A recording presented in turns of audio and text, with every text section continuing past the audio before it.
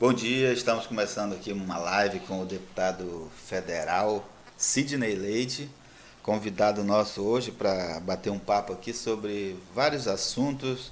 A gente vai começar pela Zona Franca de Manaus e também pelos municípios, as reivindicações dos municípios do Amazonas, né, que querem recursos, estão buscando mais recursos junto ao governo federal. E hoje, inclusive, houve uma reunião, o deputado participou dessa reunião, uma reunião que ainda não acabou, mas ele tinha esse compromisso conosco hoje e deixou a reunião para vir aqui. A gente começa então por esse assunto, deputado. Bom dia. Bom dia. Os municípios brasileiros, mas em especial da nossa região e do Nordeste, têm uma pauta muito específica em virtude do isolamento, da distância e também, Valmir, de quem nos assiste nesse momento, da baixa capacidade de arrecadação de recurso próprio, né? E a gente é sabedor que a realidade brasileira do bolo tributário, que não é pequeno, a grande fatia fica com a União. Depois vem os estados e depois é que vem os municípios. Levando-se em consideração que parte desse recurso dos municípios você tem grandes cidades em detrimento da grande maioria, que são pequenos municípios. Agora, deputado, o senhor já foi prefeito de Maués, né? Não tem também nos municípios, a prefeitura não cobra imposto, não cobra, por exemplo, IPTU dos moradores, os comerciantes não pagam ali o ISS, né? Não tem um pouco isso também que poderia ajudar? Precisa ser melhorado. Por quê? Porque ninguém gosta de pagar imposto, né? Todo mundo reclama que a carga tributária no Brasil é alta. Mas eu diria que boa parte dos municípios não tem uma estrutura tributária funcionando diante do que você está colocando para que possa melhorar a arrecadação própria, né? Seja principalmente do ISS, que é um tributo que poderia ser cobrado e melhorar os caixas da prefeitura e desafogar vários setores dos municípios para atender essas demandas de custo. Por exemplo, as empresas de telefonia que hoje estão atuando nos municípios, elas pagam ISS? Elas pagam ICMS. Agora, tem aí duas questões, você tocou nisso. Tem serviços que elas geram e elas teriam que recolher ISS e não recolhe. Como eu entendo que as empresas, não da distribuição, mas de geração de energia, eu entendo que teriam que pagar ISS. Porque a distribuição quem faz é a Amazonas Energia, só que ela contratou empresas terceirizadas e ela está prestando um serviço, né? O que essas empresas têm de ICMS é o combustível, porque a matriz delas são termoelétricas e elas consomem diesel. Mas o serviço prestado desta empresa para com a Amazonas Energia é um serviço. Então, eu entendo que isso cabe uma boa discussão, como uma outra questão, Valmir. Você pega o transporte fluvial. Nós não temos no estado do Amazonas nenhuma regulamentação do transporte. Eu vou dizer assim, e a capitania? Não, a capitania, ela fiscaliza e autoriza um barco em condições de viajar. Agora, ele explorar comercialmente uma linha, você tem que participar de um processo licitatório de uma concessão do poder público. Exato. Como o transporte é intermunicipal, essa concessão teria que ser estadual. Como, por exemplo, a dificuldade que há de quem é taxista que opera Iranduba, Manaus, Manacapuru, Manaus, todo o Médio Amazonas, mas principalmente Itacoatiara, Manaus. Se tivesse uma regulamentação do ponto de vista da licitação, da concessão da linha, facilitaria muito, tanto o transporte fluvial quanto o transporte terrestre. Táxi e ônibus, eu falo do terrestre.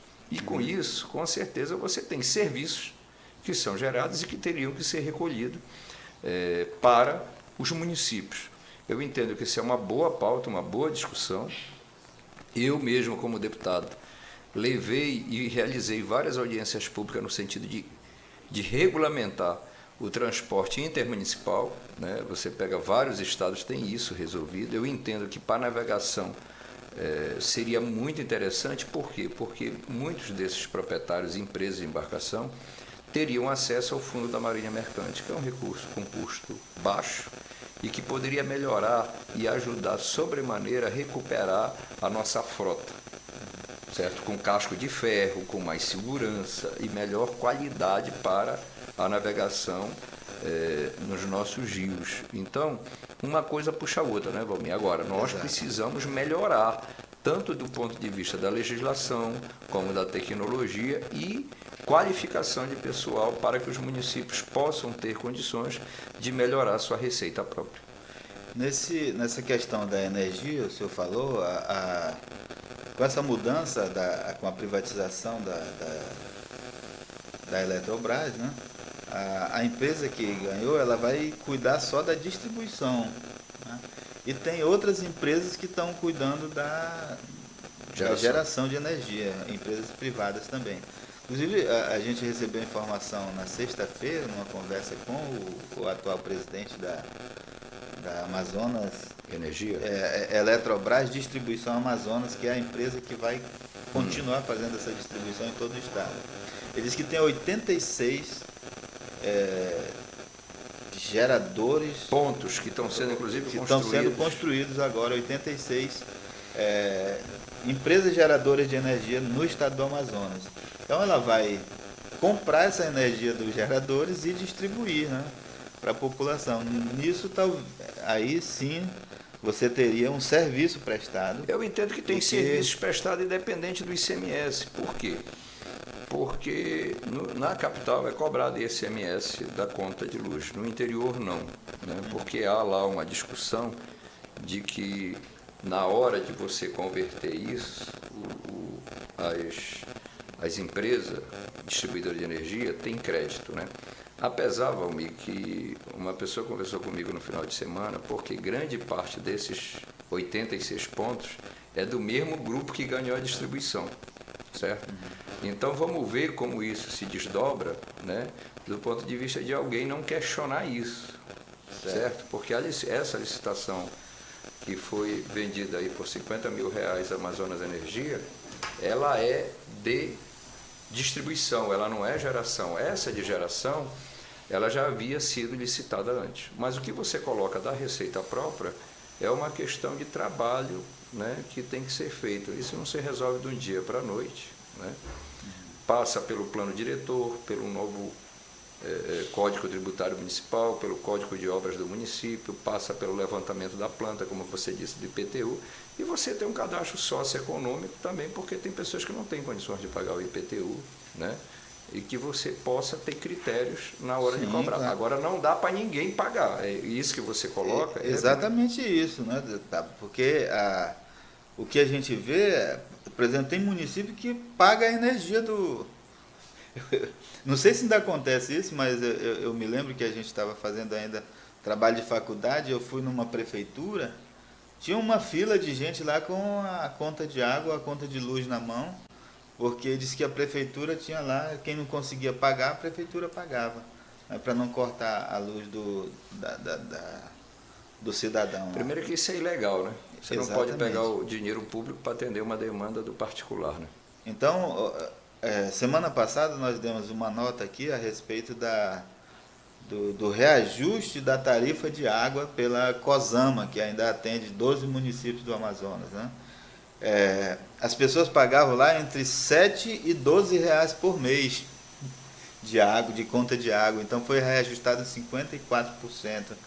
Quer dizer, ainda não chega nem a 20 reais por mês, né? Você ter água encanada em casa, eu não sei qual é a qualidade que essa água chega na torneira das pessoas, mas é muito pouco, né? É um valor quase irrisório e com esse valor não melhora a qualidade da água. Não tem como melhorar, né? Então eu acho que os municípios também precisam começar a discutir isso e fazer o dever de casa, né? Exatamente. Tem município hoje que está escuro porque ninguém quer discutir a taxa de iluminação pública, certo? E o que acontece? Não tem dinheiro para pagar e nem para manter. E o município está nas escuras. Então, é uma coisa que tem que ser discutida mesmo, você tem razão. Esse é um papel do município. Agora, nesse encontro de hoje, inclusive um dos prefeitos fez críticas lá à bancada federal, né, que não tem ajudado a levar os pleitos ao governo federal. Jair Souto fez umas O críticas. que eu ouvi ele falar foi que, mas isso não foi agora, até porque a gente votou poucos projetos ainda, é de que a Câmara e o Congresso, como em si, tem votado para definir e interferir políticas salariais no município. Eu entendo o seguinte, o prefeito ele foi extremamente equivocado. Por quê? Porque a Câmara e o Congresso só votam aquilo que é da sua competência. E ele estava tratando da questão de uma política que há do governo federal, que é os agentes comunitários de saúde, porque essas políticas de definição de atenção básica é um programa do governo federal. E o governo federal encaminhou para o Congresso para votar o salário dos agentes comunitários de saúde. Isso foi votado ano passado, inclusive. Não foi votado agora, né? Agora, você tem que ter a preocupação do impacto disso, né? Por exemplo, na questão da Previdência. A grande maioria dos municípios brasileiros, ela paga o salário mínimo, aqui mesmo no Estado. Então, são questões que, do ponto de vista do geral, o entendimento é uma, do ponto de vista do quantitativo do que representa o servidor público municipal é outro, certo?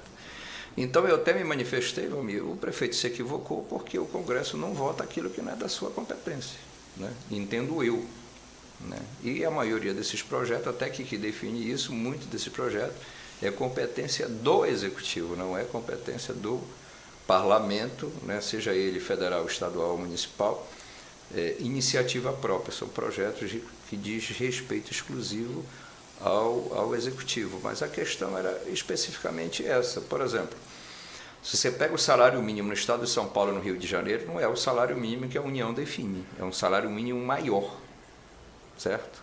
Até pelas condições de vida e pela economia desses estados. Então, são questões que você já está dizendo, salário mínimo, quem pode pagar mais, paga mais, não é verdade? Agora, você tem uma coisa que se arrastou durante muito tempo, melhorou, que é a questão do agente comunitário de saúde, que era uma pessoa que recebia um salário mínimo por mês e não tinha direito a nada, e do ponto de vista da legislação trabalhista. Então, eu não quero entrar especificamente nesse mérito. No outro, e eu me manifesto nesse sentido, eu sou ex-prefeito, fui presidente da Associação dos Municípios, eu entendo que a grande maioria dos deputados e senadores tem base nos municípios e tem interesse de contribuir para o desenvolvimento, não tem interesse em dificultar, até porque a situação dos municípios brasileiros, se os estados estão com dificuldade, os municípios estão em pior situação. Por quê? Porque os municípios ficam entre 14% e 14% a 18% do bolo tributário. Os estados ficam com 22% a 25%, e o restante está com a União. Essa que é a realidade. Entendeu? Ou um pouco mais de 25%. O grosso do bolo da receita do país está com a União, não está com os municípios e com os estados. É essa discussão que nós precisamos ter, porque o cidadão não mora no estado e nem no município, no país, ele mora no município. Ele quer a rua funcionando, quer o transporte público funcionando, um lixo de boa qualidade. É essa discussão que nós precisamos fazer do Pacto Federativo. O presidente Jair Bolsonaro, na campanha, e até depois da campanha mesmo, ele repetiu uma frase que era mais Brasil, menos Brasília, né?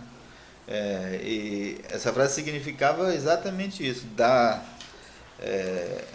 aos estados e aos municípios mais recursos para tocar os projetos, né? E tirar um pouco o peso de Brasília nos municípios e nos estados. O senhor acha que isso vai acontecer? Depende das reformas. Por quê? Porque hoje toda a população sabe que a União, mesmo com toda a arrecadação, não consegue honrar seus compromissos, né?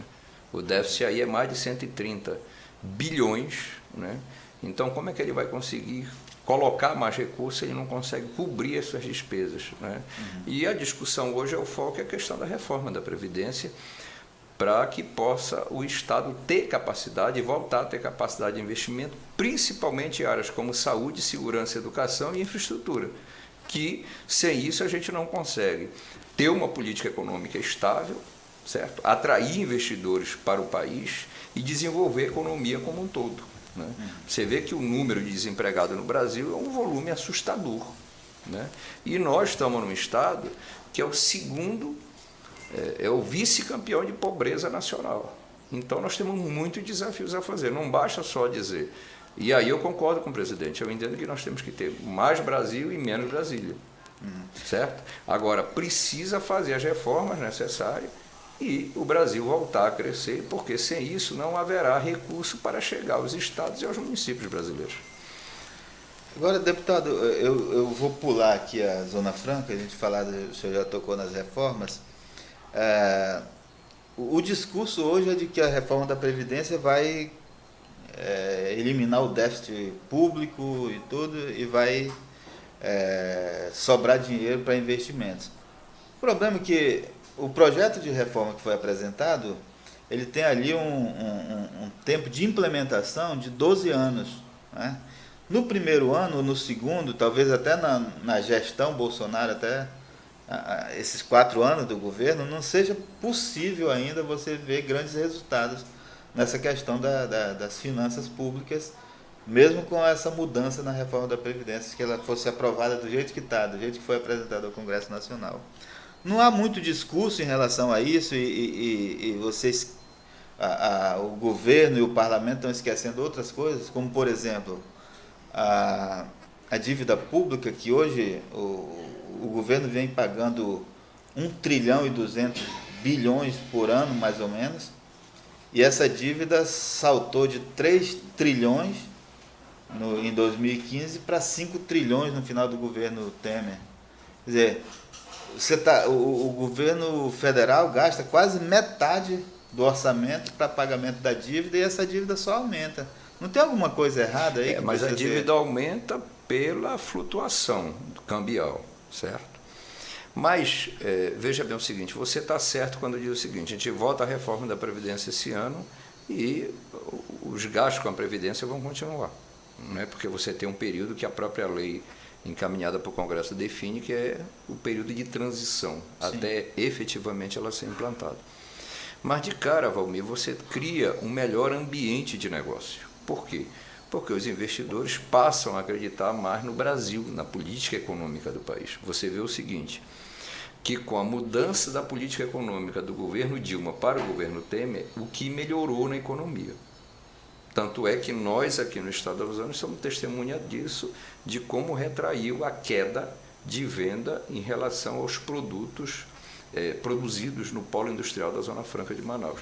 Nós não voltamos, a nossa economia não voltou a 2014, certo? Mas nós vemos num crescimento desse aquecimento econômico no que diz respeito ao polo industrial. Então, no primeiro momento, é melhorar o ambiente de negócio, mas nós precisamos discutir a reforma tributária, nós precisamos discutir e votar projetos que melhorem isso. Por exemplo, nós temos o cadastro negativo, certo? Se alguém, por alguma dificuldade, deixa de pagar uma conta de luz ou uma prestação, ele vai para o Serasa, para o SPC e muitas vezes tem um nome protestado no cartório. E havia uma resistência por vários segmentos do Congresso, principalmente da extrema esquerda, de votar o cadastro positivo. Por quê? O Valmir, durante a vida dele, foi um bom pagador. Ficou desempregado e deixou de pagar 2 contas de luz. Teve o nome dele negativado. Mas a média dele é positiva, não é negativa. Certo? E se você não quiser ter seus dados disponíveis, você vai lá. Isso, de certa forma, o que acontece? Você vai mostrar que você tem melhores pagadores do que não pagadores. E quantas pessoas têm um bom histórico e não conseguem ter acesso ao crédito? Porque o Brasil, não é o Amazonas, tem milhares de empreendedores que estão fora dessa estrutura. Como, por exemplo, de acesso ao crédito. O cara não tem, enquanto pequena empresa, enquanto vendedor informal, enquanto empreendedor, ele não tem conta no banco, não tem isso. E às vezes que ele precisa de um capital de giro, do investimento, ele não consegue. E isso nós votamos. Agora, nós precisamos melhorar e muito, porque aí tem outra questão, a eficiência do poder público, que é uma máquina ineficiente, e o outro não é lava-jato somente, nós temos que ter transparência, Valmir. Eu defendo muito isso, para diminuir cada vez mais a corrupção no nosso país. Não só do ponto de vista público, tá? Porque muitas vezes diz assim, se toda a corrupção tivesse só na esfera pública, era uma coisa, mas ela está na privada também. Por exemplo, nós falamos aqui da reforma da Previdência, mas como tratar a questão de empresas que têm dívidas bilionárias? Que isso, numa reunião de bancada, nós colocamos para o secretário Marinho, quando é que o governo ia encaminhar um projeto para o Congresso para nós tratarmos disso. Da eficiência da cobrança, de ser mais rígido e duro. A outra questão, na fraude da Previdência Social, porque tem muita fraude. Sim. Certo? Então, nós precisamos votar isso para parar essa sangria. Não, então, muito claro, da dívida aí é a questão da flutuação. Agora, a gente sabe, né, por exemplo, os estados, muitos deles acabaram com a capacidade de investimento. Pois é, hoje tem pouquíssimas pessoas que são contra a reforma da Previdência, né? O problema são que tipo de reforma vai ser feita. Exatamente. Né? Agora, por exemplo, o senhor tem pontos divergentes desse projeto do governo? De cara eu tenho 2 pontos. Quais são? Um é os trabalhadores rurais. Certo? Porque você não pode comparar a expectativa de vida e de qualidade de vida de uma mulher que está plantando, fazendo roçado, plantando mandioca ou pescando, igual uma pessoa que está em qualquer município, pode ser um município do interior que tem vida urbana. Ela não tem a mesma expectativa de vida. A outra são os beneficiários do programa da assistência continuada. Certo? E essas pessoas estão na faixa da miséria. Você não pode comparar a expectativa de vida delas pela média da população. Esses que ganhariam de cara R$400. Esses que ganhariam de cara R$400, mas teria que completar 70 anos para ganhar um salário mínimo. Que isso daí é mais uma política de assistência, certo? Agora, o que eu entendo é o seguinte, não dá para alguém que contribuiu para receber um salário, uma aposentadoria de 8 mil e receber 35 mil reais. Isso é que não dá, certo? Porque hoje você tem a faixa do trabalhador da iniciativa privada, ele já está se aposentando com mais de 62 anos. Mas você pega militar que se aposenta com 45, 48. Então, como ajustar isso? Certo? E outra, como é no regime geral hoje? Qualquer pessoa, independente do que tenha de contribuído, ele vai receber, o teto é R$5.800, em média. Certo? Por que não isso no serviço público, para todo mundo? Eu sou a favor disso. Correto. Entendeu? O que eu vejo, Valmir, e quem nos assiste nesse momento, é que não dá para punir quem já é punido. Punido 2 vezes. Isso é que eu entendo que não dá. Então vai ser uma reforma que vai ter muito debate, muita discussão. Não vejo essa celeridade toda que se divulga de ser votado, porque ela vai passar agora na Comissão de Constituição e Justiça, depois vai para uma comissão especial para poder ir para o plenário, para depois ir para o Senado. Eu não vejo essa celeridade toda porque é um tema que mexe com muitos interesses. Agora, o que é importante saber é o seguinte, o que eu sinto no meio dos meus pares, por exemplo, é que ninguém quer mexer com o direito do pequeno. Mas o grande, ele é muito sábio e esperto, né? Tudo que está na reforma que ele vai perder, ele diz que quem vai perder é o pequeno, não é ele, não. Por quê? Quando fala em volumes, o que a gente tem que fazer é brecar. Por exemplo, qual é a maior discussão em relação à aposentadoria rural? É fraude. Então, bora tornar um sistema que não tenha fraude. De pessoas que não são produtores rurais, que não são pescadores e que se aposentam como tal. Então, bora travar isso. Nós temos legislação para isso, nós podemos criar. O Brasil é um país que tem relação com muitos países e há tecnologia e conhecimento. Por exemplo, eu estava sexta-feira em Manacapuru e disse isso para os pescadores, até porque a gente está numa luta junto com a Confederação Nacional da Pesca para que a União pague, né, o seguro-defeso que está atrasado. Tem aí em torno de 200 mil pescadores no Brasil que não receberam. O dos pescadores fica mais fácil porque eles já recebem pelo INSS. E quem deixa de ser pescador também sai do cadastro. Então fica mais fácil. Agora, o produtor rural, né, tem um volume não pequeno, quando você pega o Brasil todo, de fraudes. Então nós precisamos corrigir isso. E eu estou dando um exemplo. O outro são vantagens que não dá. Não dá para alguém, porque está em determinada carreira, o filho ou a filha vai receber pensão ad eterno depois que o pai morre. O trabalhador tem isso? Não tem. Esse que ganha um salário mínimo tem isso? Não tem. Então, o que eu vejo? Eu vejo que vocês da imprensa têm um papel muito importante nesse processo da gente esclarecer, porque não há como o Brasil se sustentar em relação a isso. Eu não falo, Valmir, e concordo com você, que isso vai ser a solução de todos os males. Não, tem um período de transição e tem um período de maturação, porque uma coisa é o seguinte, se você pegasse os números crus, né, passados os anos, o nível de comprometimento ele continua, porque isso é o período de transição e é direitos garantidos por lei, né? E eu entendo que não há interesse de ninguém de tirar direito garantido de quem quer que seja servidor público ou não, né? Nós temos que cumprir a lei.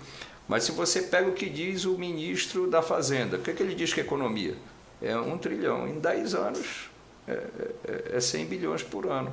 O déficit é maior do que isso. Ah, mas não é só essa conta. Isso é verdadeiro, não é só essa conta. Mas se você for analisar os números frios, certo? Ele não contemplaria na integralidade a demanda que a gente precisa realmente para ter uma previdência que permita ter um fundo que possa se pagar.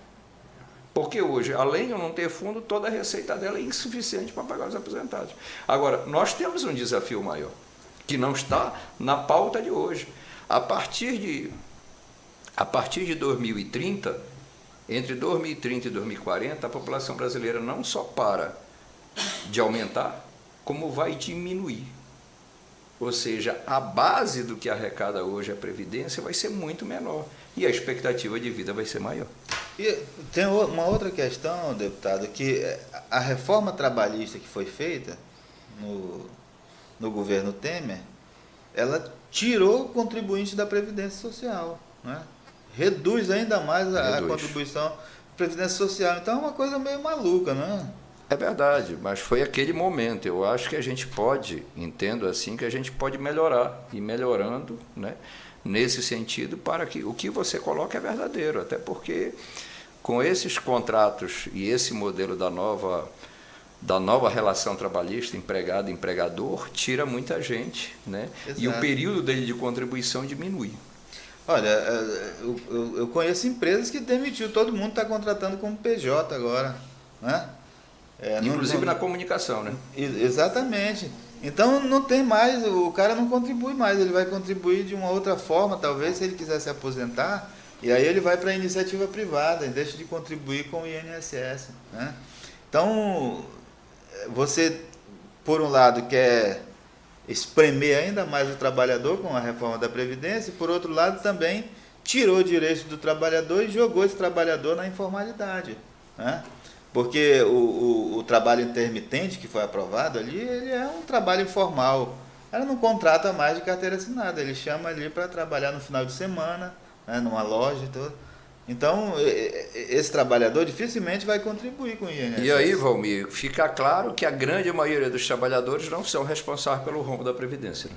Exatamente. Até porque a grande maioria não é grandes salários, são baixos salários, e que quando estão efetivamente contratadas de forma correta, estão contribuindo para a Previdência. Vamos falar de Zona Franca de Manaus? O senhor acha que está mais fácil ou está mais difícil defender a Zona Franca no atual governo? Eu vejo o seguinte, a fala do ministro Paulo Guedes, ela não é uma fala de quem nos deixaria tranquilo, certo? Mas veja só, na Câmara, de 8 deputados federais, 3 são presidentes de comissões. E nós temos uma vice, que sou eu. E tem no Senado a presidência da Comissão de Assuntos Econômicos, que é uma comissão estratégica e importante. Eu vejo que, do ponto de vista político, nós estamos nos articulando e trabalhando muito nesse sentido. Por quê? Porque quando o ministro Paulo Guedes fala que ele quer melhorar a relação comercial diminuindo impostos para importação, certo? O que é que acontece? Tira a nossa competitividade. E o que é, na minha opinião, muito claro, a partir do momento que você facilita a importação, por exemplo, de um televisor, quem está no Sudeste, quem está no Nordeste ou no Sul, não vai comprar televisor produzido numa empresa no Brasil, ele vai comprar televisor de fora, produzido fora, como é nos Estados Unidos. Nos Estados Unidos você chega, quer comprar uma bola da NBA, quer comprar produtos eletrônicos, não são produzidos lá, são produzidas fora. Só que ele é um país que tem muita tecnologia, é um país que vende tecnologia, certo? Então, essa é uma questão que nos deixa atentos. O que nós precisamos garantir? Nós precisamos garantir que o modelo seja competitivo. A outra questão que nos preocupa muito, e há uma unidade em relação a isso, é o modelo e o tempo que está sendo discutido e implementado os PPBs. Porque isso, hoje, uma empresa tem interesse em investir no polo industrial da Zona Franca de Manaus para desenvolver este produto. Isso demora tanto que esse produto deixa de ser interessante, porque o processo tecnológico está muito rápido, né? Nós vimos agora, há poucos dias atrás, a Samsung já tem um aparelho de tela dobrável, que ela dobrado é um celular e você abrindo ele é um tablet. Esse é um processo muito rápido. Daqui a pouco tempo nós não vamos mais ter linha telefônica, nós vamos usar só dados, só internet. Né? Então, esta é uma outra preocupação. E a outra, Valmir, não é nem do ponto de vista de atender uma demanda, vamos dizer, esse recurso teria que ser atendido por uma demanda reprimida nossa. É que as taxas da SUFRAMA estão indo para o caixa do governo para superávit fiscal.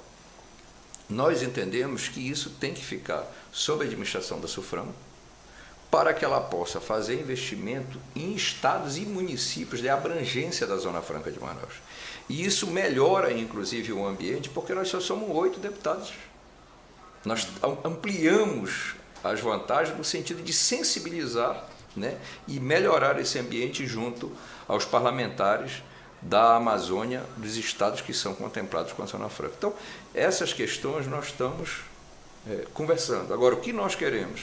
Nós queremos que o governo federal tenha um compromisso para com o Amazonas de garantir que este modelo será um modelo competitivo para nós não enfrentarmos o que aconteceu no governo Temer, que uma canetada, né, comprometeu em muito o polo de concentrado. Isso que nós não queremos. Aquilo até hoje não foi corrigido, né? Não foi corrigido. Por quê?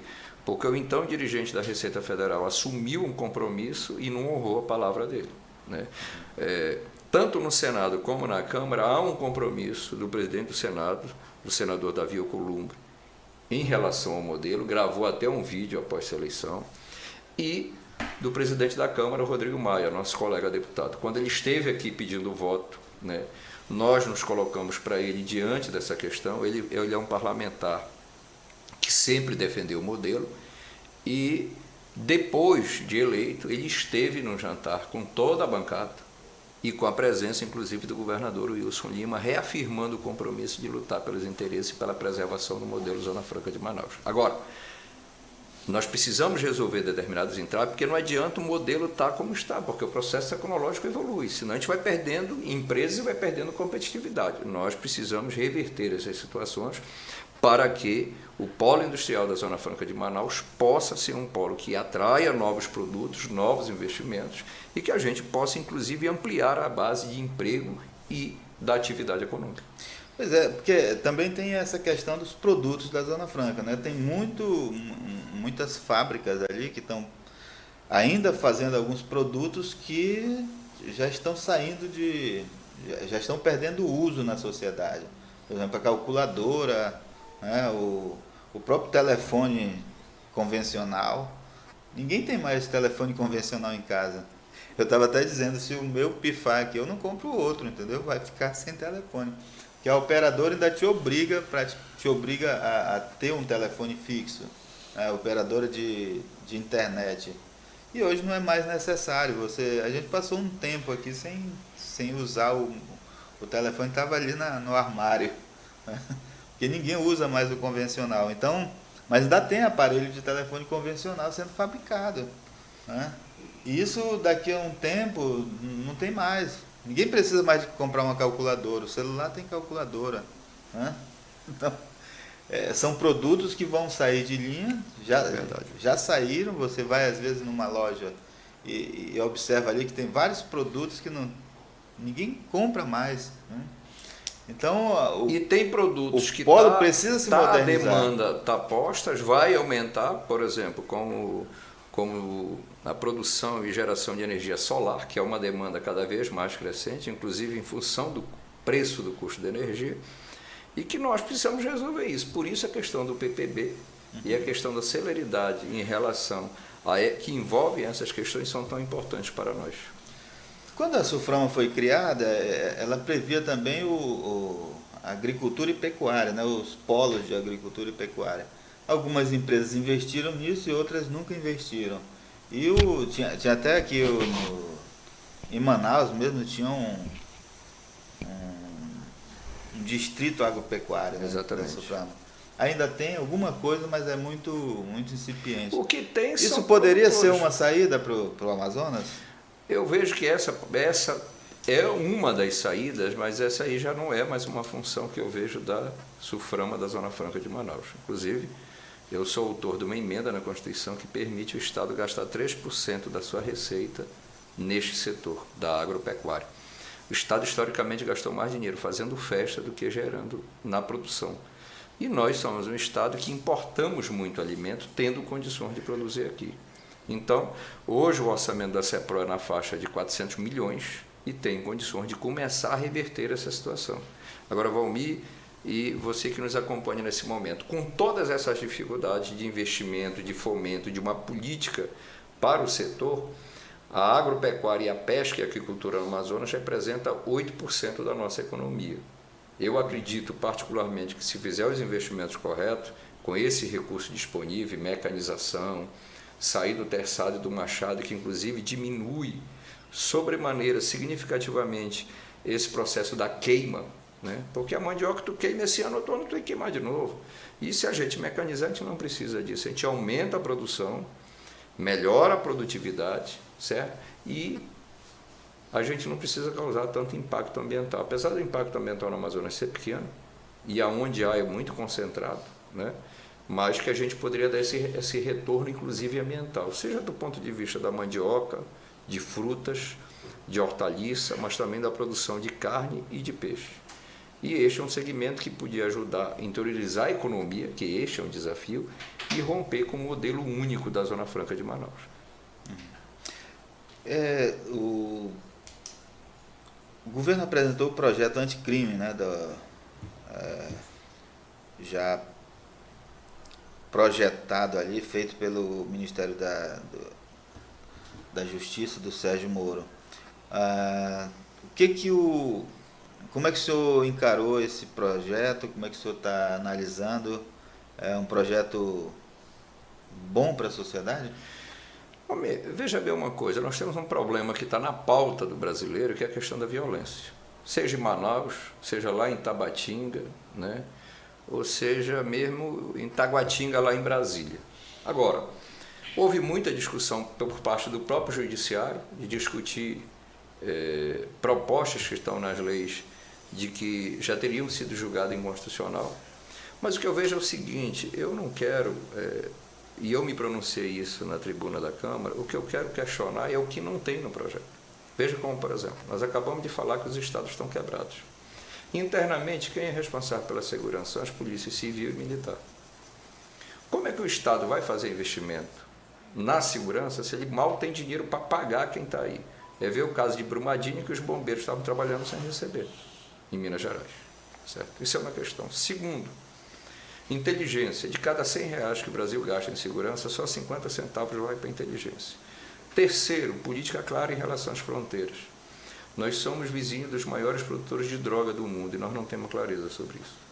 Seja da capacidade de investimento, de tecnologia, de melhoria de aporte de recursos e de estrutura em relação a isso. E você veja o seguinte, como é fácil, né, entrar armamento no Brasil. Você vê esse cidadão acusado do assassinato da vereadora Marielle. A quantidade que ele tem de arma lá, talvez a polícia do estado do Amazonas não tenha, e tudo novo. E olha que é um condomínio extremamente seguro, porque desde quando foi candidato, o cidadão e hoje presidente da República do Brasil, o presidente Jair Bolsonaro, morava naquele condomínio. E como entrou esse volume todo de arma? Certo? A outra questão, corregedoria. Porque você tem, na grande maioria das polícias, homens que se dedicam sua vida a servir a população, mas você tem pessoas também que não correspondem a isso. Então, essa é uma outra questão. A outra questão, os presídios. Não dá para achar que todo mundo que é preso é irrecuperável, até porque tem gente que está presa e não é por assassinato, nem por tráfico de droga e nem por tráfico de arma. Tem vários motivos das pessoas que estão nos presídios. E precisa aumentar presídio, certo? A outra questão, pacto federativo. Como é que fica a questão dos recursos? Quanto que a União vai disponibilizar para estados e municípios? E a outra é a prevenção.